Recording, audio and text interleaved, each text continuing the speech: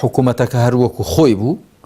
ئەمیری کۆمەڵی ئیسلامی کوردستان ڕایگەیاند دەبێت کابینەی نۆیەم لە هەڵە و کەم و کوڕی هەر هەشت کابینەکەی پێشوو دەرس و پەندی وەرگرت بێت.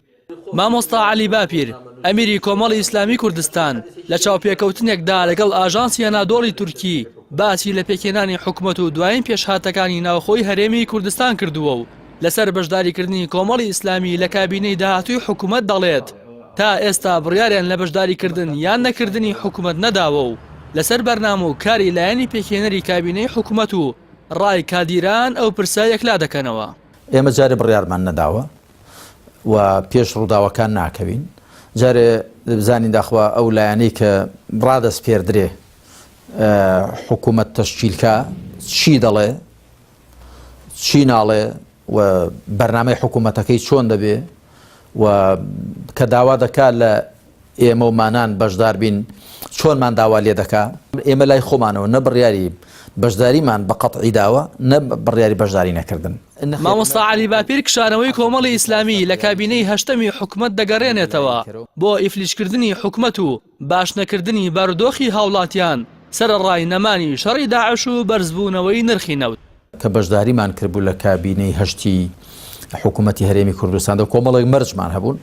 دوای ڕۆژ بۆ ڕۆژ تەماشامان کرد پێشێ بیان و بۆ دەگیرە کە شەڕی داعشە و ئەوجا نرخی نەوت دابەزیوە و لەگەڵ بەغدا کێشە هەیە و دوای وردە وردە شەڕی داعشیش بەسەر چوو نەوتیش بەرز بووە و ئیندە گۆڕانکاریش بوون بەڵام حکوومەتەکە هەروەکو خۆی بوو. بۆیە بە پێویستمان زانی کە لە حکوومەتی لە کابینێک بکشینەوە کە بەپی مەرجەکانی ئێمە نییە.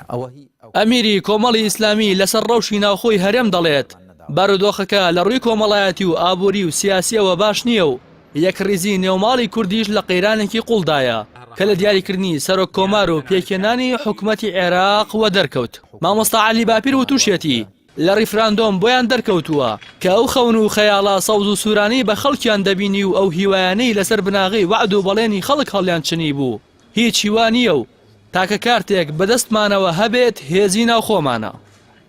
چەند کاندید هەبوون بۆ سەرۆک کۆمار و گریس پسڕچێنەیەکی تند و پارتی بیکاتە مەرج کە من بە مەرجێ بەشدار دەبم لە حکوومەتی ناوەندی کە نابێ وەزیر بدرێتە یەکێتی و شتێکی خراپ بەڕاستی پێشینەیەکی خراپە جاران تا ئێستا بەو شێوێ نەبووە و ئەوە ڕەنگ دەداتەوە لە مامەڵەمان لەگەڵ دەوڵەتە دراوسێکانیشدا لە ڕووی سیاسیەوە بەداخەوە کە تا ڕادێکی زۆر تەبایی سیاسی تێک دراوە کە ئێمە تاکە کارتێک بەدەستمانەوە بێ هێزی نێو خۆمانە. ئەمیری کۆمەڵی ئیسلامی زیادکردنی کورسەکانی پەرلەمانی کوردستان بە بەرهەمی هەڵوێست و شێوازی کارکردنی کۆمەڵی ئیسلامی دەزانێت و ڕاشی دەگەێنێت. ساختەکاری یەکێتی و پارتی شتێکی مسۆگەر و سەلمێنراوە بەو پێ یەکێتی لە هەولێر هێندەی کۆمەڵی ئیسلامی دەنگ دەهێنێت و پارتیش لە سلێمانی دەنگەکانی لە کۆمەڵی ئیسلامی کەمترە. هەژار بوو ئێستا حیزب دەوڵەمەند بووە میلەت هەژار کەوتووە حکوومەتەکەش قەرزدارە کەواتە و بارودۆخێکی نەئاساییە دەبێ بگۆڕدرێت چاکی کەی لەکوێ ئەلێرەوە بگۆڕدرێت.